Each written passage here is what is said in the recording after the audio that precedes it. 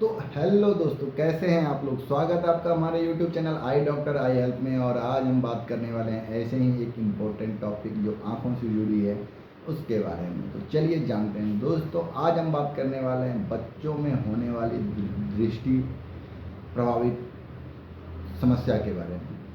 अक्सर हम देखते हैं कि छोटे छोटे बच्चों को चश्मे लगे होते हैं, वो स्कूल में चश्मा पहन के बैठे होते हैं, मार्केट में चश्मा पहन के घूमते हैं। तो हमें लगता है कि इतने छोटे बच्चों को ये चश्मा क्यों लग गया। या हमारे बच्चों को भी अगर ऐसी स्थिति होती है जब हम उनकी आंखों की जांच कराते हैं और आई स्पेशलिस्ट जो है उन्हें चश्मे का नंबर देते हैं, तो भी हम लोग के मन में ये सवाल होता है कि इतना छोटा बच्चा है, अभी इसे चश्मे की क्या ज़रूरत है। अभी तो बड़े बड़े लोगों को चश्मे नहीं लगे, इसे चश्मे लग गए, मैं इसे चश्मा क्यों पहनाऊँ, नहीं मैं इसे कहीं और जाके दिखाता हूँ। तो ऐसा है कि हमारी आँखों में कई प्रकार की बीमारियाँ होती है और कई प्रकार के दृष्टि दोष भी होते हैं। तो चश्मे का नंबर बड़े में या छोटों में जब भी चश्मे का नंबर लगता है तो वो दृष्टि दोष की वजह से लगता है।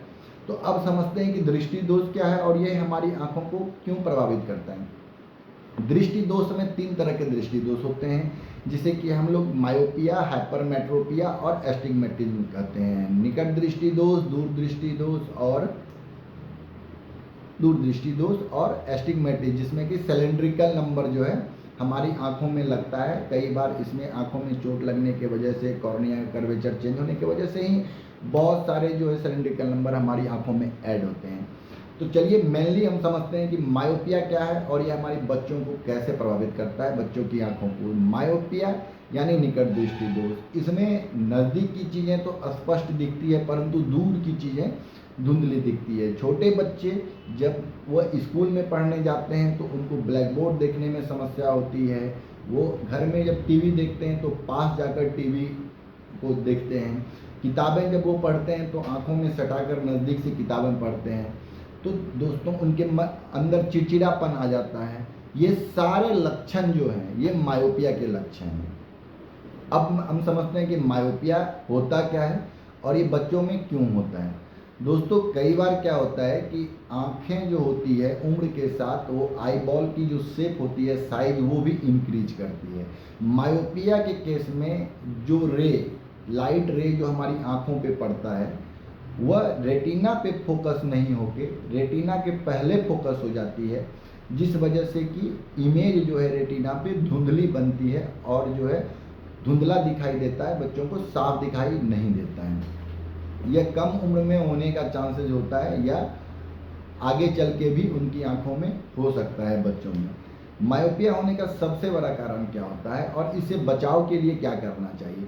मायोपिया जब आंखों की साइज बढ़ती है तो उस कंडीशन में रेटिना पे लाइट का फोकस ना होना मायोपिया कहलाता है। इस कंडीशन को ठीक करने के लिए डॉक्टर जो है चश्मे का नंबर जो उनकी आँखों का होता है, बच्चों की आँखों से जो चश्मे का नंबर निकल के आता है उस नंबर को देते हैं। उसके बाद उन्हें स्पष्ट दिखाई देता है।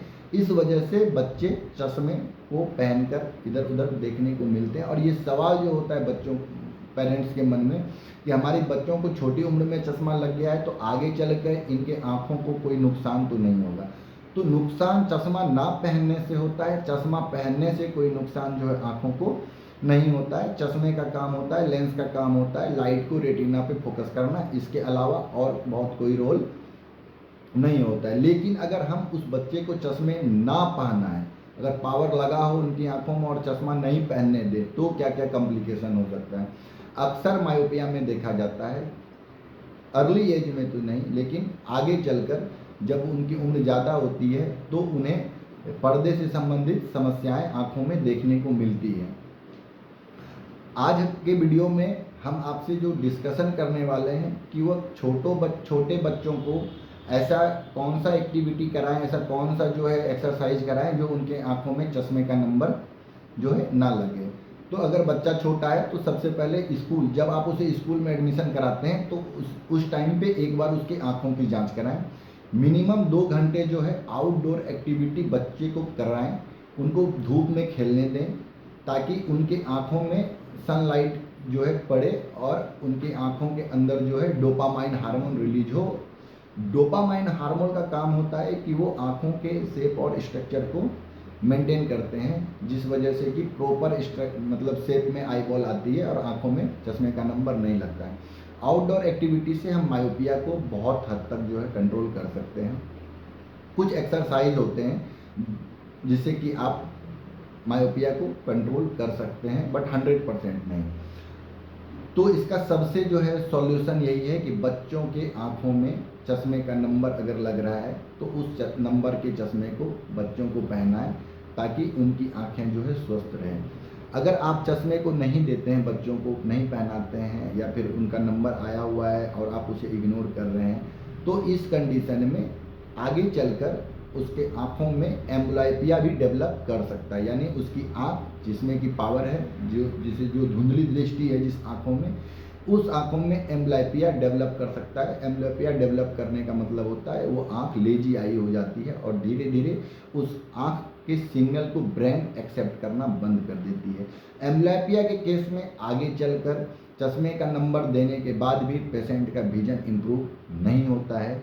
क्यों? क्योंकि रेटिना जो है, जो सिग्नल ब्रेन को दे रही है, काफ़ी दिनों तक ब्लड दिखने के वजह से ब्रेन जो है उस सिग्नल को एक्सेप्ट करना बंद कर देती है, जिस वजह से कि वो एम्ब्लेपिक आई हो जाती है, लेजी आई।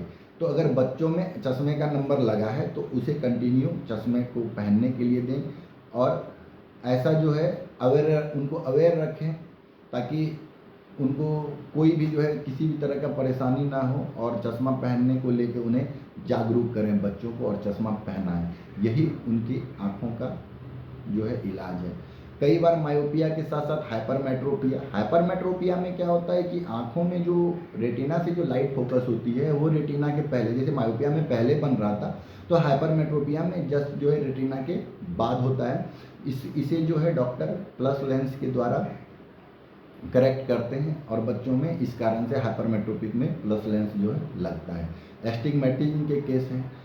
और इनका फ्यूचर में क्या सॉल्यूशन है? तो भविष्य में अगर बच्चे 24 साल के बाद जो है, 20 साल के बाद, 20 से 24 के बीच में आप जब उनका जो है ग्रोथ रुकता है, तो आप लेसिक के लिए भी सोच सकते हैं।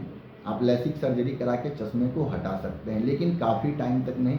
वापस से 40 के बाद फिर उनको नज़दीक के लिए चश्मा पहनना पड़ सकता है, बट 25 से जो है 40 तक वो लेसिक करा के अपनी आँखों का चश्मा हटा सकते हैं, अगर पावर -6 है या उस सिलेंड्रिकल पावर -1.50 के अप्रॉक्स है। लेकिन स्टार्टिंग में आप लेसिक भी नहीं करा सकते हैं बच्चों को। अगर चश्मे का नंबर आ रहा है तो उन्हें चश्मा जरूर दें। ये पता कैसे लगता है? ये डॉक्टर से पहले जो है उनके माता पिता और जो उनके टीचर होते हैं, उनका फ़र्ज बनता है कि बच्चों की आँखों में होने वाली बीमारी या परेशानी को समझ सकें। कई बार बच्चे जब स्कूल में बैठते हैं तो आगे वाले बेंच पे जो बच्चे बैठते हैं उन्हें तो ब्लैक बोर्ड साफ दिखता है, लेकिन अगर बच्चे पीछे वाले बेंच पे बैठते हैं और उन्हें जो रिफ्रैक्टिव मिरर है, तो बोर्ड पे लिखी हुई छोटी लेटर उन्हें क्लियर नहीं दिखाई देती है, धुंधला दिखता है, जिस वजह से कि उन्हें ये महसूस होता है कि ब्लैक बोर्ड। ज़्यादातर केस जो मायोपिया की चीज़ों पता चल सकता है वो इसी तरीके से पता चलता है। तो मैं वो हर एक टीचर को, पेरेंट्स को, माता पिता को इस वीडियो के माध्यम से मैं जागरूक करना चाहता हूँ कि आप अपने बच्चों की, खास करके जिनकी उम्र जो है 3 साल से लेकर 10 साल के बीच हो, आप उनकी आँखों पे ध्यान दें, आँखों की सेहत पे ध्यान दें, आप उनके एक्टिविटी पे ध्यान दें। अगर बच्चा बहुत ज़्यादा चिड़चिड़ा हो रहा है, पढ़ाई में उसे रुचि नहीं होती है, वो कंसंट्रेट नहीं कर पाता है, टीवी जो है पास जाकर देखता है, स्कूल में ब्लैक बोर्ड जो है उसे धुंधला दिखाई देता है, तो इस कंडीशन में अपने बच्चों की आँखों की जांच जरूर कराएं। यही से आपको अपने बच्चों की आँखों की स्थिति के बारे में पता चलता है। दोस्तों, अगर आपको हमारा वीडियो पसंद आया हो तो please like, subscribe and share ज़रूर करें, कमेंट ज़रूर करें, ताकि मैं आपके सवाल का जवाब आपको दे सकूं। और अगर हमारा वीडियो आपको अच्छा लगता हो, ऐसे ही और भी इंफॉर्मेटिव वीडियो देखने के लिए हमारे चैनल को लाइक एंड सब्सक्राइब जरूर करें। आप लोग देखते हो लेकिन सब्सक्राइब नहीं करते हो, जल्दी से सब्सक्राइब करो, जल्दी सब्सक्राइब करो। Thanks for watching my YouTube channel. नमस्कार।